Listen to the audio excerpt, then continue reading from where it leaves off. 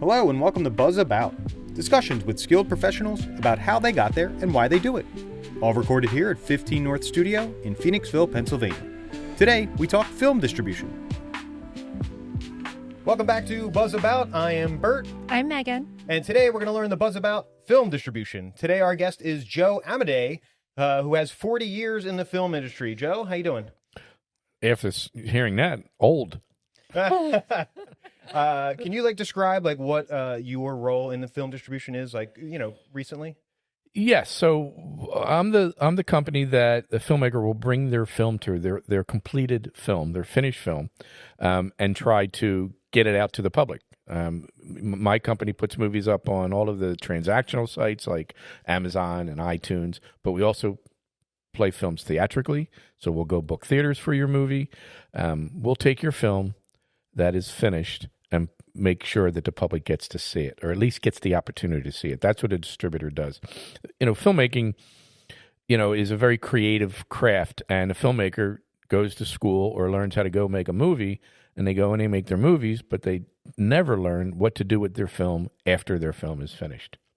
And that's 50% of the challenge and 50% of the work that goes into making a film. I don't want to say it's easy to make a movie because it's extremely hard to make a movie, but it's as hard to get that film and get it in front of the public. Unless, of course, you're making a movie for Warner Brothers. And these days, that's hard too. So how do they get their film to you? How do you discover them? So we started, we've been around for a very long time. This company that I own we're in our 22nd year. So people know us. We get recommended by other filmmakers. We get recommended by filmmakers of films that we have already released. Filmmakers come back to us with their second or third or fourth film. So there are some filmmakers that we've released 2 or 3 of their films throughout the years. But it's really word of mouth. There is no advertising that you can do, maybe a little bit in Filmmaker Magazine or something like that. But everybody kind of knows who to go to. And there's not a lot of us. There used to be 20, 30 distributors doing what we do, but since the streaming wars started and the business drastically changed, there's now only about a half a dozen independent folks like us. So we are the same. We do exactly the same thing as Warner Brothers, only we are an independent. We're not a major studio. So how are you doing the research to find these films? It should be noted the name of your company is Virgil Films. Yes, the name of the company is Virgil Films. Does that come from somewhere particular? Yeah, it actually does. Yeah. So I was a kid. I was, growing up in Philadelphia, loving movies for as long as I can remember. We can get into that a little bit later if you want. But I saw a film called The Great Escape, which was an action-adventure war film with Steve McQueen, very iconic World War II film about a group of prisoners trying to escape from a prisoner of war camp. And the main character is Steve McQueen, Virgil Hiltz, who has a very famous, iconic film scene of Germans are chasing him. He's on a motorcycle, and he jumps over a fence with the motorcycle. No one had done a stunt like that before in the history of films, and that one scene not only cemented Steve McQueen as the coolest guy that ever faced the audience, but made the film a massive success. And I named my company after that character, Virgil Hiltz, because that is the movie that really turned my world around when it came to loving film. And I was very young; I was only 8 years old. That changed everything for me, and I just started going to the movies all the time. That's pretty cool. So I alluded to the point of where you learn things about a film before you go to see them. How does something like that happen? How are you attracted to a new film or a new outlet? So a lot of times we'll see films at film festivals, mainly local film festivals. That used to be the way of seeing new product, and new product that's available for distribution. And again, these are non-studio films. Again, the streaming wars, or the streaming business, the Netflixes and the Hulus and the Apples of the world, they changed everything. So now when you go to a film festival, when you go to Cannes or you go to Toronto or you go to Berlin, a lot of those films that are playing are Netflix films, or now the first episode of a Netflix series. 25% of those films playing at film festivals are already bought. They're not even available. So you have that, and then on top of it, you have the studio films, or the big films that are playing at those film festivals. So it's lessened the amount of product that is available to independents like us playing at film festivals. Unless you go to the local film festivals, like the Philadelphia Film Festival, which is really great, or regional film festivals around the country. And we've done that somewhat. But most of the time, they find us. We don't find them. They find us. I probably get at least a half a dozen submissions a week from filmmakers from all over the world. And I mean, yesterday I got 2 sports films, as a matter of fact, that came my way. Some of them are not finished production yet.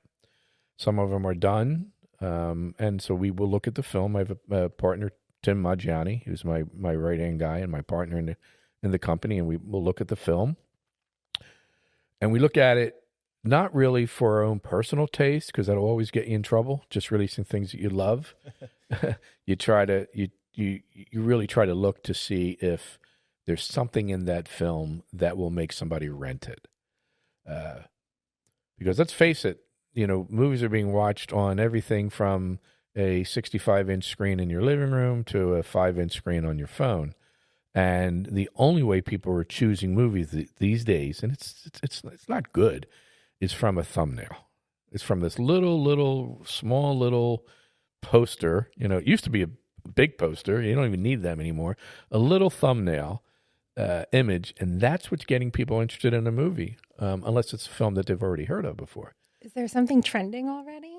Like, do you see trends in the film industry where something is taking off?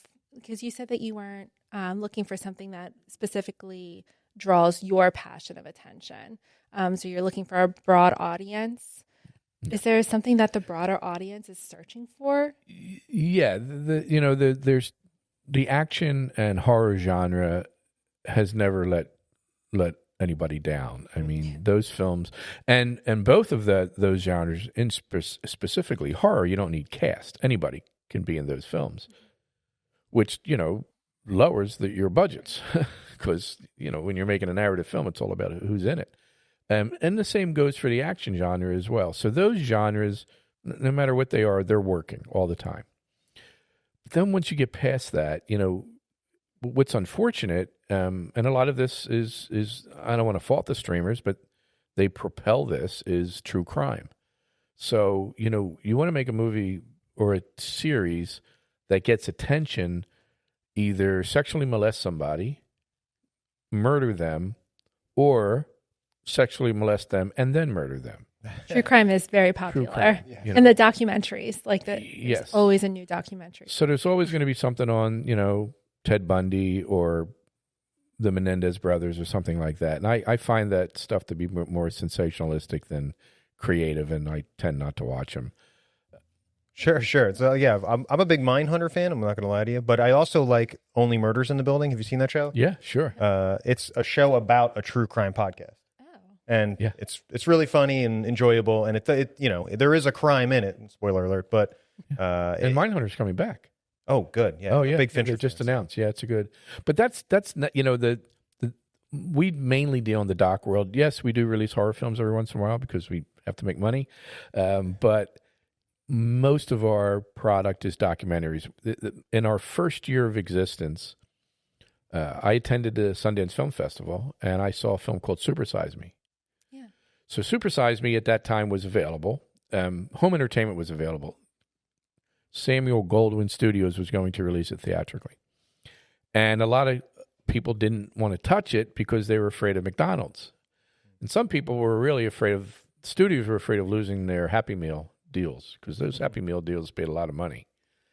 Could you elaborate? What is a Happy Meal deal? Well, back in the day, you go to McDonald's and you buy, 5 hamburgers and you got a little figurine of Donald Duck or somebody, or, whatever was the rage toy at the time. Mm-hmm. And they were called Happy Meals. Okay. So the Happy Meals were specifically made for children. So you get a hamburger, French fries, and a toy. The hamburger, it was horrible for them. The French fries was even worse for them because they were polluting their stomachs, but, they got a little toy. So anyway. I literally haven't eaten McDonald's in 20 years. There you go. So it's been Me a either. very, Yeah. or at least maybe even longer, because I remember as a child, like getting something from McDonald's and getting very ill afterwards. And I was like, this is the last time. And I don't think I was double digits yet. So we're probably looking at 25 plus last time I had McDonald's. So I was the guy that was sitting there going, hey, I'll take it out. I hope McDonald's sues me. And I always envision headlines in USA Today, McDonald's sues, Joe Amodei from Langhorne, Pennsylvania, little Joe Amodei.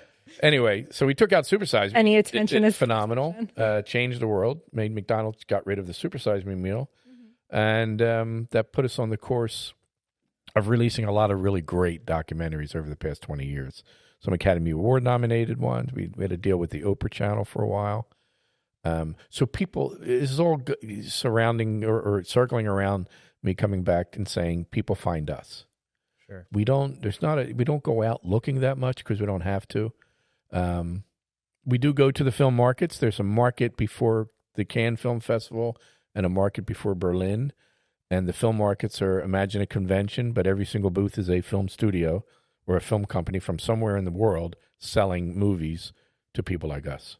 So Virtual Films finds a film. Finds a film. And you're ready to purchase this film, and then so you put the money up and then you distribute it. Is that Yes, we put the money up for everything. We put the money up to deliver the film, a little bit of marketing. We more or less rely on the filmmaker and the filmmaking team to market the film, in particular because they're documentaries. So say I'm making a documentary or releasing a documentary about curing cancer.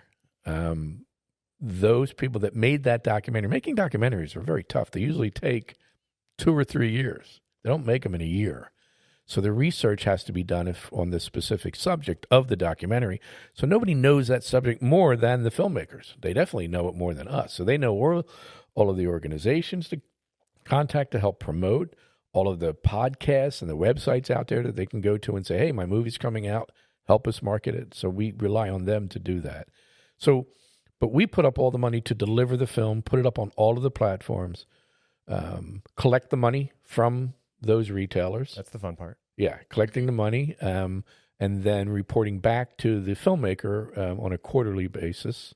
And if there's money due to the filmmaker, we pay the filmmaker. We get all of our costs back. We recoup all of our costs. And I've just told you more about our deals than I've told anybody. But by the way, my deals are very, very normal. The fees are all over the place. But the deal that I just explained, that's how movies get released. And that's how, studios release the movies. They recoup their costs. And those costs are when you always read in the papers about lawsuits and stuff, it's always about those costs that the studios are taking. We don't have to get into that. Yeah, I'm too small to be able to. But here's the historical thing. One of the very first film distributors in the history of the movies is United Artists. So back in, forgive me, I don't know the date, maybe 24, 25, 26, D.W. Griffith, Charlie Chaplin, Mary Pickford, who was the queen of Hollywood, and Douglas Fairbanks, who was the king of Hollywood, her husband, got tired of making movies and having someone else put them out and make all the money. So they formed a partnership called United Artists. There was one other person in the partnership. And they formed their own distribution company. So therefore, they would make the movie and they would distribute it themselves. And that was the beginning of the first distributor. United Artists, it's a division of MGM, still exists today. But that's how it started. That's really cool. So they can control their own destiny. So once the film is made, you got control of it, or 10 years. Usually we take the rights for 10 years. Oh, okay, great. So once it's out there, what does it take for a new film that's relatively independent? How does that get noticed? Like, how do you tell people to go buy it or rent it or go to the movie theaters and see it? That's the hardest part these days. And, there used to be a day not so long ago where you had magazines and newspapers and television to a certain extent and traditional radio that you could advertise on and let the public know that this is coming or this exists. But again, that's all gone. And so it makes it much, much more challenging. So now the streaming services you're referring to? No, I'm actually referring for anything, whether it be a streaming service like a Netflix or putting your movie up on Amazon where people go and rent it and watch it, or video on demand on Comcast. Letting the public know that that film is available is the hardest thing to do because there's no vehicle to do it anymore. And that's why it's so important for a documentary filmmaker to have those relationships with those organizations that I just spoke about. So you can we'll go back to the cancer film, you go back to the American Cancer Society and you say, all right, we got this film coming out. If anybody watches this film, it's going to help the cause. Let's figure out a way that on your site or, through your email campaigns or whatever, we can put the trailer up for the movie, or you can do an editorial about the movie. You can review the movie on your site because your site's being read by 5 million people. Without that, and we've had films that have been very successful in doing that, and then we have had films that are not successful at all because they haven't done it. I was going to ask, does that help to determine the success of the film? If you find, so we had talked about the films that you choose have a broad audience, but the filmmaker who you're purchasing from, they typically produce with a client in mind, right? To help the success of the film. So do you find that people who have that kind of vision in place, those are the more successful? Yes. With that, there's no question. And it also helps determine if we even want to get involved in the film. Mm-hmm. To see what kind of plan they had laid out. Yeah. And that's where the personal feelings come in. There has been many, many times where we will watch a film or I will watch a film and it has a subject matter that so needs to be out there for people to see. But it's going to be so hard to get anybody to notice this film that we have to pass on the film. So that has happened more than not. My job, I've always felt my job is to take the stories that filmmakers have told and get them in front of people to enable the consumer to see their stories. I'm not writing the stories. I'm not directing the stories. I'm currently doing that now, and I'm learning the other side of it, along with Bert right by my side. But it's enabling the filmmaker to get their vision or their story in front of the public. And so on that note, you are the director of a new film that yes. I was a big part of, and yes. Deanna was a part of as well. How did you find the experience of being a little bit more creative as opposed to just, numbers? So being in this role, I'm directing a film, a documentary that is a story that I've always loved, but at the same time, knowing that I'm also going to distribute the film, I always have those thoughts in my mind about how I'm going to try to sell this film while I'm making the movie. And so I'm trying to apply all the legal ramifications that I know are coming down the road. At least I've tried to do that throughout the making of the film. And also knowing that it's my first film, I've reached out to a lot of filmmakers that have been very successful making documentaries to get their advice, and they've been guiding me along the way, telling me the pitfalls. Some of them I've still fallen into, some of them I haven't, but also keeping me calm when the hard part of releasing a film comes, and that's the part that I'm getting into right now, and letting me know that all of this is normal. It's very hard. I have found the creative part of it, the filmmaking part of it, stuff that Bert, you and I have done together, to be, it's hard to say, probably the most creative and rewarding experience of my entire career. And I've been doing this for 40 years. But those moments that we have done, that we have filmed, have changed my life. I wish I did this 20 years ago, but then you'd be 10. But no, you know what I'm saying. It's been extremely creative. Sure. Again, I know a lot of filmmakers. Some of them won Academy Awards, and they say to me, "Yeah, that's the easy part, pal. You're now going to get into the treacherous waters, and you'll get through it, but it's going to be hard. It's very, very hard to make a movie."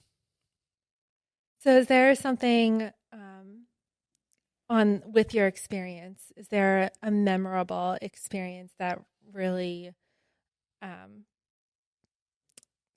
I lost my word. No. That helped shape your career now? Yeah. So you were saying right now is something that's the most rewarding work. You're creating for your passion right now.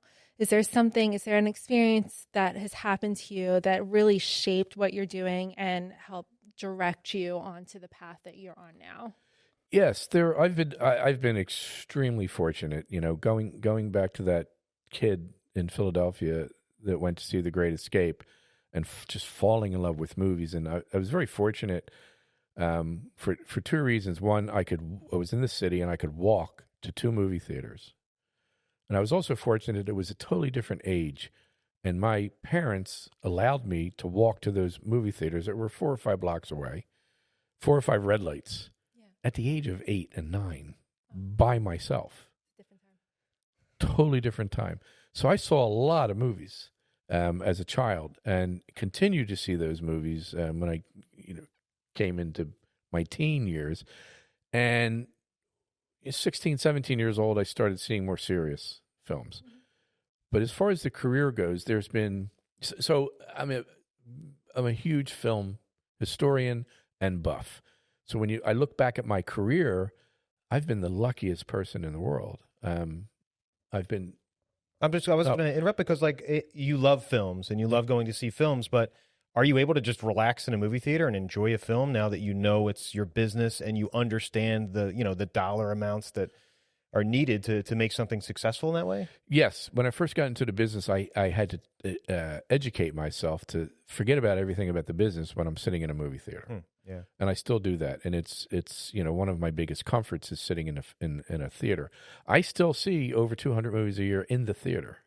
I see over 500 movies a year normally. Well, I guess with your career, you are going to watch that much. You go to a film festival, you see 5 movies in a day. Now I want to go and check out how many movies I watch every year. So I've been lucky. I've met a ton of people that I never thought I'd meet. I met, and this is including, I've Jimmy Stewart and Icon, Frank Sinatra and Frank Capra and all these legendary filmmakers and stars that I never thought I'd meet, and I've gotten to meet them. I've been at the Academy Awards twice. I've been at the Golden Globes. I've that part of the life has been amazing experience. Amazing experiences, and we could do 5 episodes of a podcast just telling you stories that happened at those events and things like that. Let's do it. And I was able to take, bring my wife too, and that was even more enjoyable to have her by my side. And the reason that I went is that I was selling 2 films that had been nominated for Best Picture. One year was a film called Traffic, directed by Steven Soderbergh. Sure. And the second year was a film called Gosford Park, directed by Robert Altman, who was legendary film director. In the middle of a meeting with the entire company, Robert Altman, and talk about moments. Robert Altman pointed to me and said, "I just want you all to know I like that guy. He's not a suit." Now, if you're in the business, suits are not looked. Suits are the businessmen, and they're not looked at very, I always remembered that comment. Oh, I can go home now. Yeah, and now being a director, you are officially on the creative side of things. And recently you said you're going to retire from Virgil Films. Just to retire all the way, or are you going to retire into directing, or what's the future for Joe here? My game plan here is, there's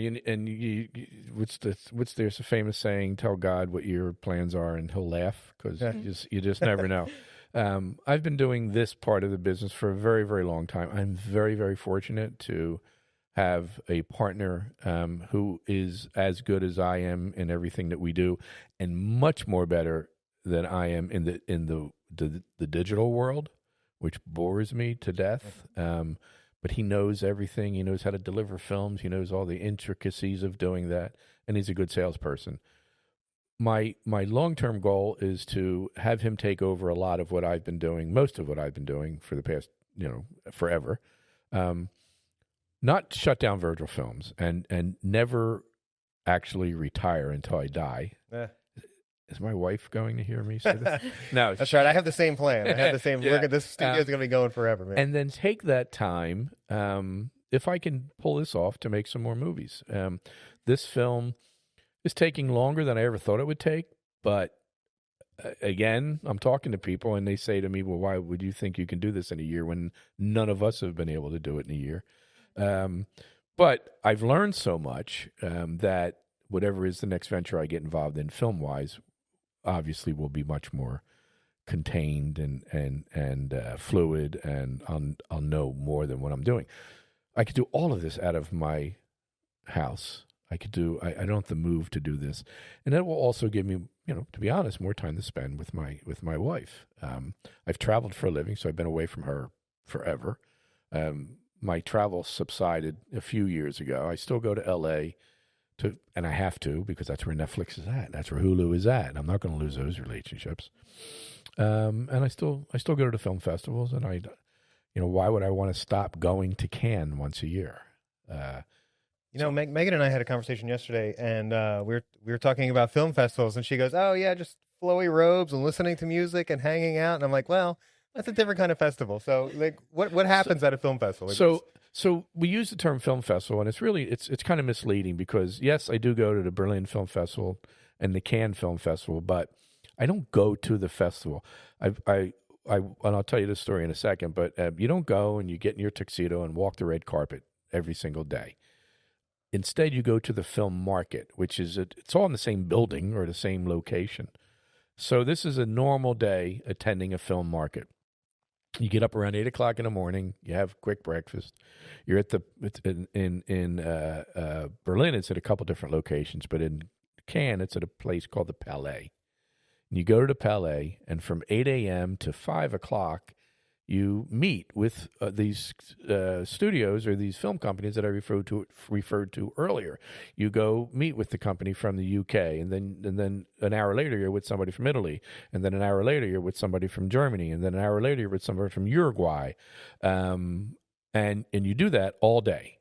And then in between that, there's screening rooms. So there might be a movie showing that you're interested in at 10 a.m. So you jump in the screening room and you watch a half an hour or an hour of it, and then you go to your next meeting. And there's three of us doing this all day. So you get done around 6, and then you go out to dinner with a client. You're always going out with a client, and could be till 8 or 9 or 1 a.m. or 1. Yeah, and you're in Europe.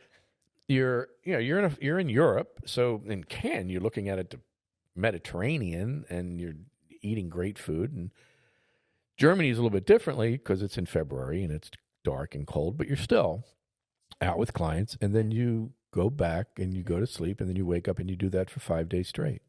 Let me ask you something. So with the world, the attention span becoming shorter and shorter, and YouTube videos being 20 seconds and clip, do you think this might be like a dying art? Because you're talking about hanging out all day, going in to watch a film, which is 90 minutes or whatever it is, and then coming out and having a meeting, and then watching another film. Like, do you think that's going to be harder with the future attention span? Yeah, I mean, the phrase "film is dead" has been around since television. TV didn't kill it. VHS didn't kill it. DVD didn't kill it. Streaming didn't kill it. You're always going to need movies. Now, what you're saying could definitely happen and change when your children, not my children are older, but my grandchildren and your children are of the age to pay for product and consume product. Maybe they won't even be interested in long form product. I'll be dead. Okay, so that's the plan. Huh? So okay. It's just, I mean, or I'll be very old. I shouldn't say I'll be dead. I'll be older. But present day movies and movie theaters, by the way, they're going to be around for a while. As bad as Snow White might be that's opening today, it's still going to do, a lot of money. The next Marvel film, as bad as they might be, they're going to do, hundreds of millions of dollars. Last year we had Oppenheimer and Barbie open on the same day, and we all know what happened there. Barbie. Huh? Barbie. Barbie, Double Barbie, whatever. Yeah. So no, it's not going to go away. I think there's a community that wants that nostalgia, that seeks the experience of seeing film, and it may be less. the community who seeks it is just different than what it was. You know, when you were saying you were 8 and 9 and going to the movie theater was an event, like you got dressed up, you got tickets, it was a night out, and now it's so accessible. But still, people seek that experience for film, even if it is Marvel or Barbie. Like it's still something that while we have those 20-second TikToks or I think Instagram is like 7 seconds is the ideal time for a reel, you know, that instant gratification. Where with the advancing technology, that's not ever going to go. Like that is only going to get worse. But there's always going to be a community who wants to see film and has an appreciation for it, and they realize this dying art and it needs to come back and we need to appreciate it. Yeah, there's a local local theater by where I live called the Newtown Theater that I just started hosting a monthly film series. Just started in March. And so myself and the man who runs the theater picked the films. And the first 3 films, the first film was Cinema Paradiso. Second film, it's a film called Harold and Maude. And the third film is a Charlie Chaplin classic called City Lights. We have no idea how this film series is going to do. But the first film, Cinema Paradiso, which is in Italian subtitles, we almost sold out the house. Yeah. Oh, wow. It was fantastic. Yeah, and you know, we talk about the film before the movie. We show the movie. I usually have a guest speaker with me. And then after the movie, we have an active discussion about the film. And the discussion went on for a long time. And I purposely looked out into made sure that the audience wasn't filled with family and friends. There's only like 3 or 4 of them, which made me really angry with my family and friends. But they're all going to come to Harold and Maude. Cool. But it was cool that it wasn't, it wasn't fixed, you know. And they talked about the movie, and it was a smattering of age groups, most of them being, I'd say, 45 and above. Mm-hmm. But they came out on a 7:30 on a Wednesday night to see a movie in a theater. Yeah, there's a revitalization for artists and creatives going on right now. There's a whole revolution, you could say, like where we're pushing arts to be the forefront, something that binds together our communities again. So an experience like that sounds wonderful. Like for you to market it that way, like come and talk film with us. Yeah. So it's, it's there. I mean, I remember the first film I saw in the theater.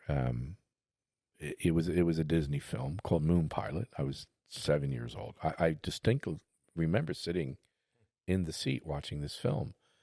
I was lucky. My mom and dad were, movie fans, so we went to the movies a lot. We went to the drive-in movies a whole lot.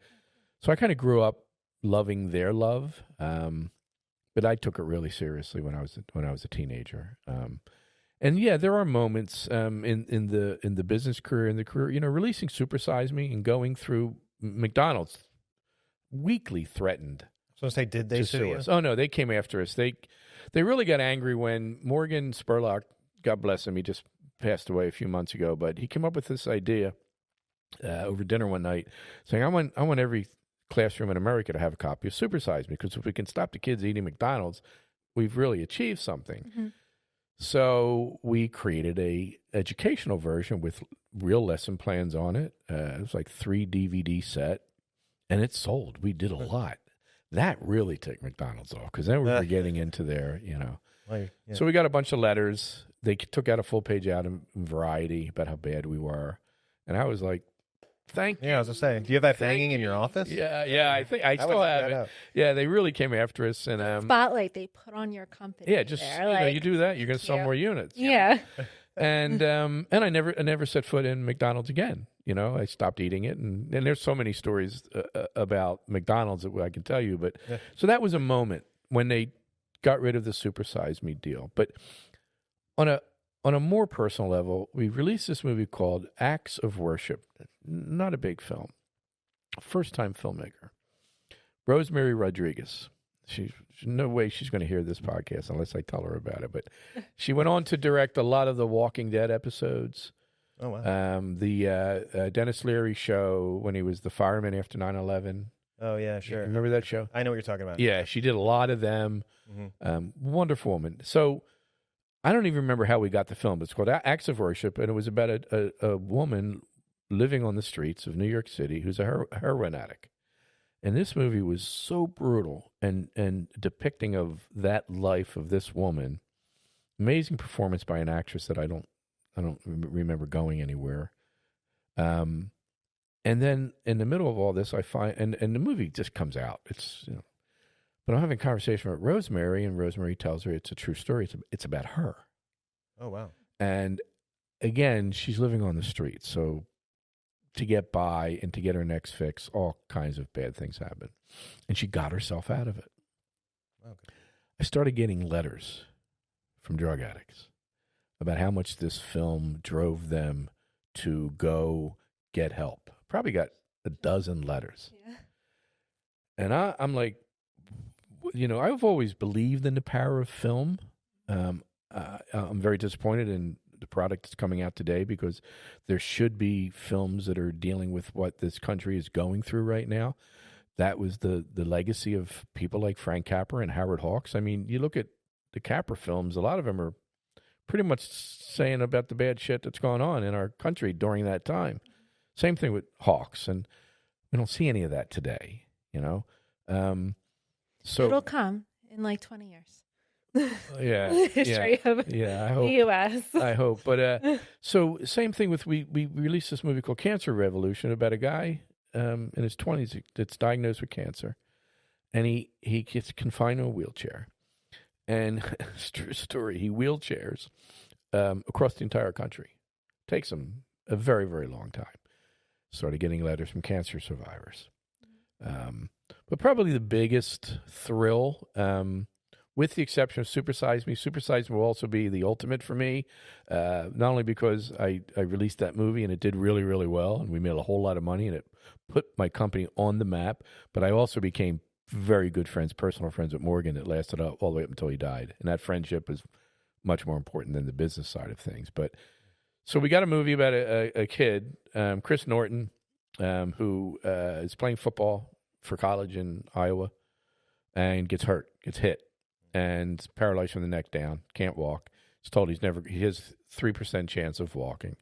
He basically tells the doctors to leave. And cut to a year later, through physical therapy and through nothing but more than self will. He's not walking, but he can move his body. He can have a life. Meets a girl, falls in love, makes a promise to her that he's going to walk the 7 yards after they get married, down the aisle. He's going to walk. And he does it. With her help, but he does it. And that makes national attention. And Chris becomes, they're on Good Morning America. They're on, he writes a book. And that's our movie that we released. And I became very good friends with him. So I became very good friends with someone who's confined to a wheelchair, but really confined to a wheelchair. He needs somebody with him 24 hours a day. And I became close personal friends with him, and it brought me into a world that I never thought or I never experienced before. So from the end of that movie to today, Chris and his wife have 6 kids. They've adopted 6 kids. They have fostered 27. Oh, my goodness. So these people are like saints. And so Chris and I are trying to find. He has a thing called Wheelchair Camp, that he started, that once a year is outside of Minneapolis, where people that have been confined to a wheelchair recently for any number of reasons, car accidents, something happens to them, a disease, they show up thinking that their life is over with their families, and they go through this camp for 4 days, and hopefully when they leave the camp, they realize that their life is not over. That could be the next film. I don't know, the next doc. I don't know. I went last year and spent 3 days literally crying. Oh, I mean, I get chills with you talking about it. Just this, that's a great story. Yeah. like power of your mind, Yeah. your willpower, and what it takes to continue moving forward after such a tragic or like impactful event to your life. It's funny, making documentaries is the hardest genre to make any money in. Really? So I mean, think about it. I'm so There's, intrigued by documentaries. Think about I thought the it would big be- documentaries. You have Super Size Me. Well, I'm talking about revenue wise, financial wise. You have Super Size Me, and then you have the Michael Moore films, and that's about it. Oh, wow. Yeah, and those films, I think Michael Moore, 21 million. Super Size Me did 13 million. That's nothing compared to Right. Snow White will do 50 million today. Yeah, Sure. So, and they're the biggies. So, Yeah. so you have to make a decision very early in your career. If that's the path you want to go, you're not going to become a millionaire. Great. Well, that's a good segue. What advice do you have for people who are getting into this now and making films for the first time? If you want to get into making documentary films, just know that chances are you're not going to become rich. You can make a living. I put 2 kids through college, but you're not going to be rich. Wow. But the other side of it, those letters, Sure. the relationships that I've made, the people that have inspired me, the stories that have inspired me, and this is not a cliche. It is literally life-altering, life-guiding. I would not be the man that I am today if it wasn't for all those films that I've released. Going back to the kid, watching It's a Wonderful Life, a movie about a fantasy film about an angel that comes down to save somebody's life. But the message of this movie that resonated with me when I was 10 years old is that one man can change the lives for the better of other people. Oh. That's the simple message of the movie, right, Deanna? It's her favorite movie. That's why. So that little message that Joey Amodei saw watching that film on a portable black and white TV changed his life, and it still continues today. And that's what makes it hard to walk away from, because somebody always showing you a movie that you're like, oh wow, this is a lot of them now are about the war. We get films about Ukraine, too many. There's so many different subjects that can help people or make people change their mind. I don't want to try to I'm not going to try to change anybody's political viewpoints. If I could, I would, but that's a lost cause. The people are going to have to make up their own minds these days.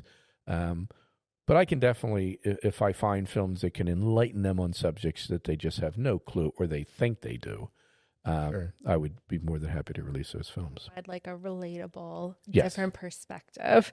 Just to, I don't know, people are always going to be who Yeah. they are. Yeah. But if you can just bring the compassion back into it and Yeah. make it not as sharp and help people see a different side of things, just so there's some understanding.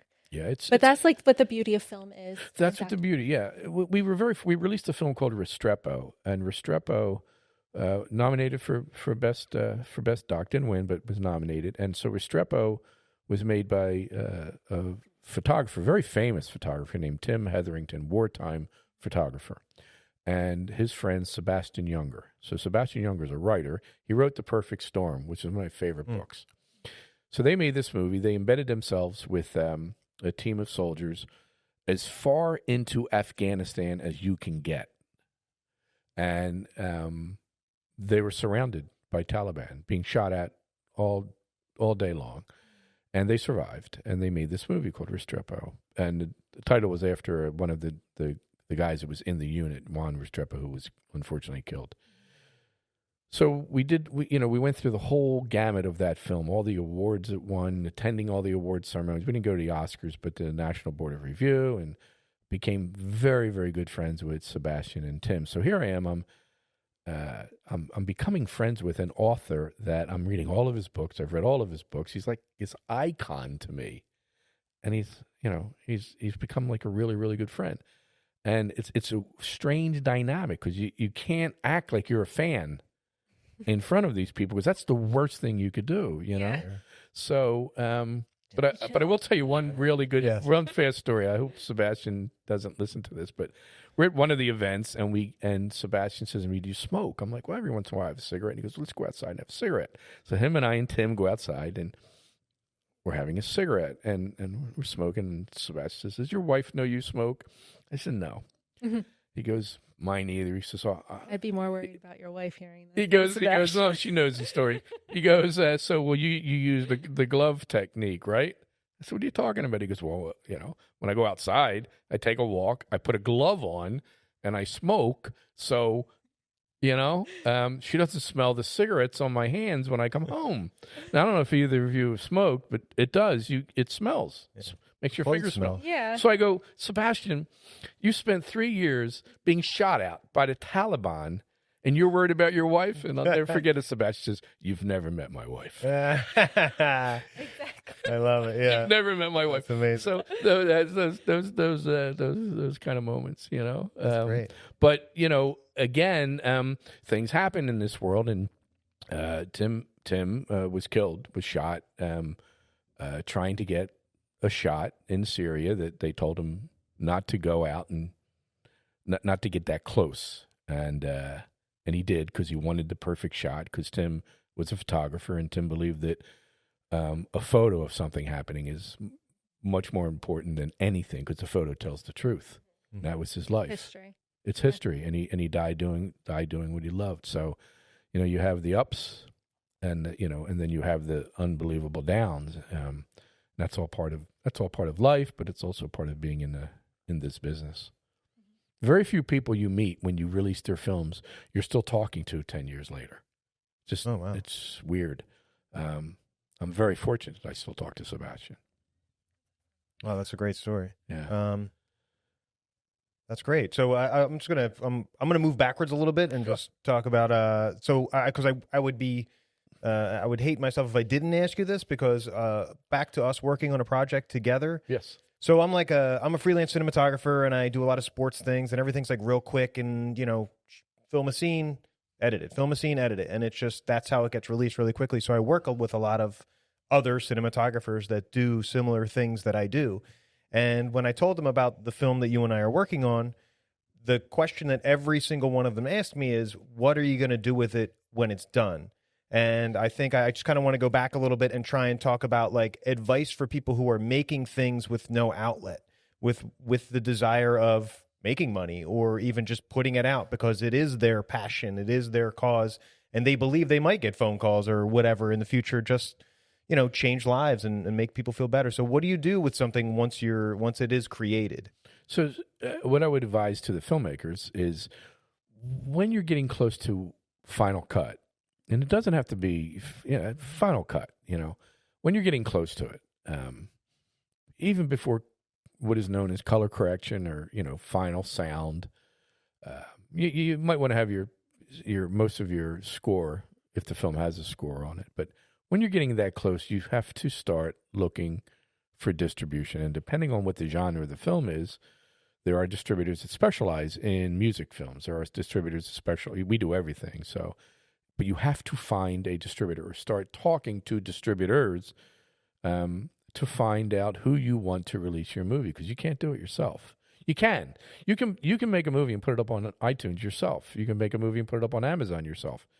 No one's going to know that film exists. And Amazon and iTunes are going to be reluctant. They'll do it, but they really don't like having to pay a filmmaker every quarter, because there's a million filmmakers. So they like you to go through a distributor. But you have to find a distributor that is able to take your product, your film, and get it in front of all of the streamers. We're very fortunate that I'm older, so I grew up with a lot of the people that are now running the streaming companies. So I can walk into Netflix and Hulu and Apple and sit there across the table from them and say, oh, I got this movie coming out. Are you interested? There's not a whole lot of distributors that can still do that, but we're fortunate that we can do that. So try to find a distributor that can do that, but that can also take your film and get it put up on iTunes and Amazon and Vudu and Vimeo and all the places that the consumer goes and rents the film to watch it. That's great, Joe. Thanks a lot for coming by. Thank you for letting me talk. Yeah, having the buzz about film distribution. So you just have to promise me that when we do finish our project, okay, whenever that may be, we do this again. Deal, man. Yeah, we're in. Megan, you coming? Yeah, I'll chat all day long.